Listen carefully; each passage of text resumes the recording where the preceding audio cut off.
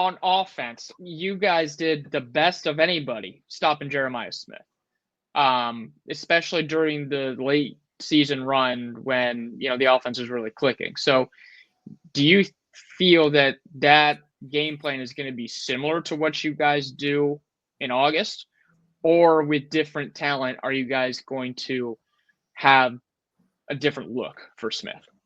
So I don't know if we're going to be able to do that because you guys have Max Clare.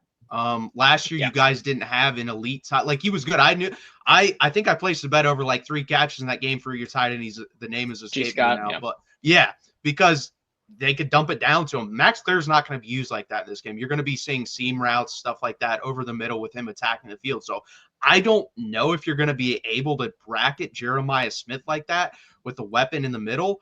So that's a good question. Said this like a month before that game. If we play you guys, I want to do the old Bill Belichick thing where you put the number 2 cornerback on the number 1 wide receiver with safety help, and then put the number 1 cornerback on your second. We didn't really do that. It was more of whatever side he lined up on, we just bracketed.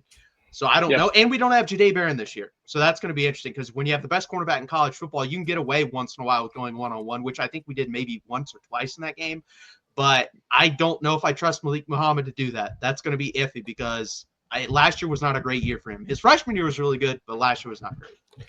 And I think the thing that you also overlook with that is Andrew Makuba over the top is not going to be there. Like that's the one that I think concerns me the most. Is Andrew Makuba is now going to be playing on Sundays as a at safety for something.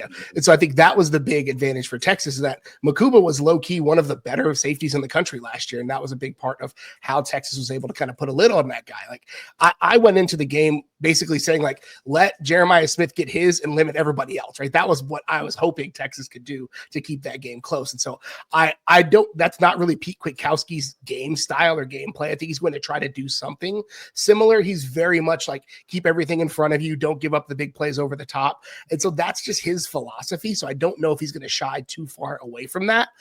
I don't know if Texas has the same horses in the barn that they did a year ago to get that done, but I don't see the game plan changing a ton. I think just the personnel is going to be different because Pete Kwiatkowski has run the same basic defense since he's gotten to Austin. He's going to keep everything in front of him. He's going to limit to try to keep you, force it to dump down in front of the safeties, dump down in that middle area of the field, force you to nickel and dime and hopefully catch you making a mistake in there. And so I don't anticipate the game plan changing a ton, but the loss of Makuba really does a lot to hamper Texas's ability to put a lid on things.